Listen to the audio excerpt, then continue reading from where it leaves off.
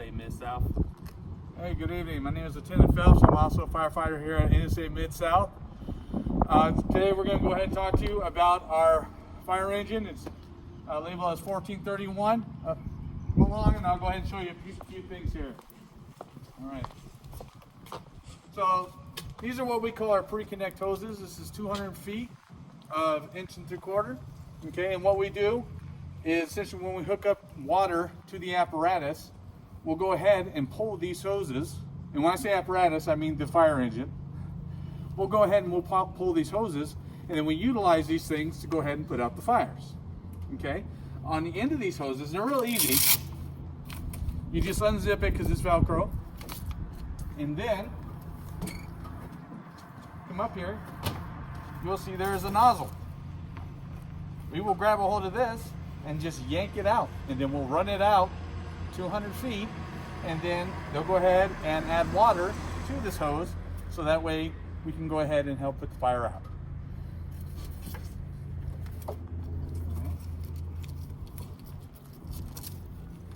As we go farther down, this is our what we call our pump panel here. All right. So this one here goes 2,000. We're looking at roughly around 2,500 gallons per minute. So we use this to go ahead and add water into the tank for us. Okay. So this particular model here holds about 300 gallons of water. Okay. And then we also, as we move farther over, now.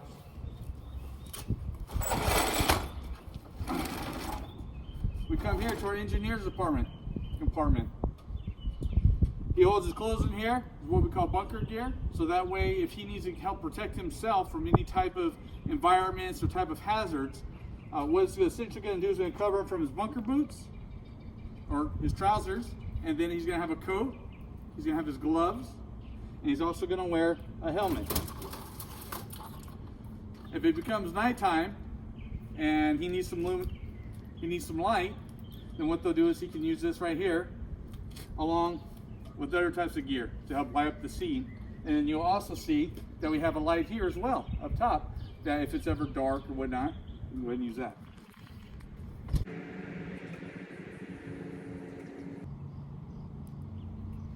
Okay, then we come to our fire extinguishers here. The fire extinguishers is another tool that we use, so that way if we don't need the fire hoses, we can use these as far as going up into buildings and putting out small fires. Okay?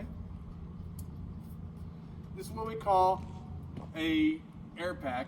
What we do is we put this on our backs, and then we actually have a mask that we put on our face. We then hook that mask up to this pack, and it allows us to breathe the air. That way, if the air outside is hazardous or has a lot of fire, right, this will help us breathe within that dangerous environment. All right, and then as far as using our hoses and whatnot, there are a bunch of different type of connections that we use. When you come up to the fire hydrants, we have different type of wrenches that we put on them to help unscrew, so that way we can get water into our truck.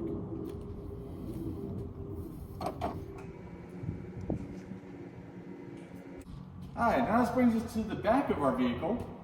Okay, so what we have here is we have 5-inch hose. Okay, for the 5-inch hose we have 500 feet right here, and then for our 3-inch hose we have 300 feet. Depending on what operation that we're doing, determines on different type of hoses that we need to use in order to accomplish our mission. Okay, primarily we use the bigger hose so that we get more water into our truck. And then we'll use the 300 feet primarily to discharge or shoot out towards the fire.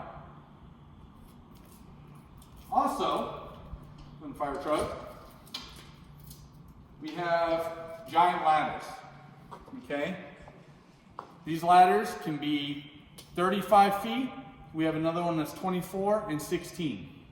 Okay, so usually with the ladder, like the 35-footer, usually can take up to 3 to 4 firefighters to use because it's so big and it's so heavy, but it reaches very high in the air. Okay, we also have these things called pike poles.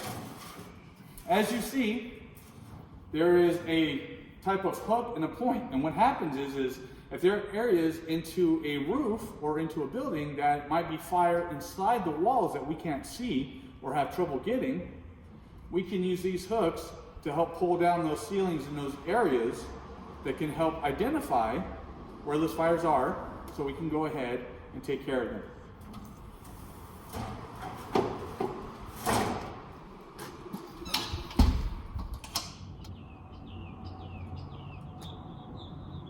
Okay, so now we move to the passenger side of the vehicle.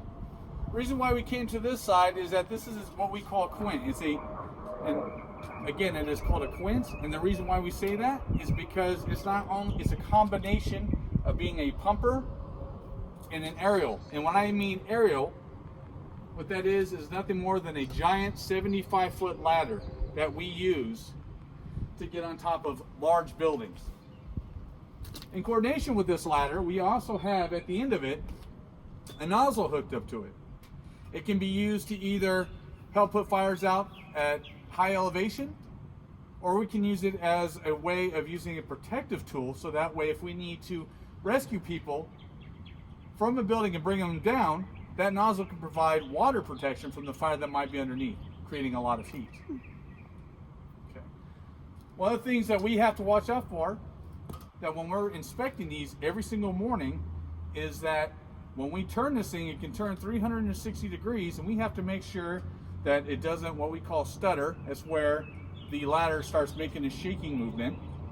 We also have to check out the cables, make sure there are no frays, make sure everything is properly lubed. This is a very expensive vehicle, so every single day that we come out, we have to ensure that all the equipment, everything on this apparatus works perfectly at 100% level, so that way we can ensure the safety of not your lives, but the protection of the entire installation. Now we move over to the passenger compartment. Now in these cabs, every firefighter will have his gear. Right? Now on top of it, inside we also have seats that are laced with what we saw earlier was the SCBA air packs. SCBA stands for self-contained breathing apparatus. And what it is we put those on again, and so we have air. They're actually integrated into the seats, so that way when firefighters come, they hook them up and they pop right out for easy access, and it helps the time frame for us to better help people. All right, so one of the reasons why I chose firefighting is that when I was in school, I was really big into sports. I like lifting out, I like lifting the weights. And another thing is that when I saw firefighting, I saw how much physical effort that it took, and in cooperation with that is that after they got done doing it, they're doing it to help people. Right? So not only did they get to go out, be in the sun, play with water, right? But they're actually at the same time helping people. Okay? And I tell you what, when you do those good deeds, there's nothing like it. Right? And that's either A, working with the community, B, putting out dangerous things, right? But all together, when you take it all and bundle it up as one, it's something that is very prideful. It's something that makes you feel really good within yourself. Knowing that you're not only just helping the people that you love and the area that you work with, but it actually makes you feel good as a person in what you do as well. And that is one of the big things on to why I chose to be a firefighter.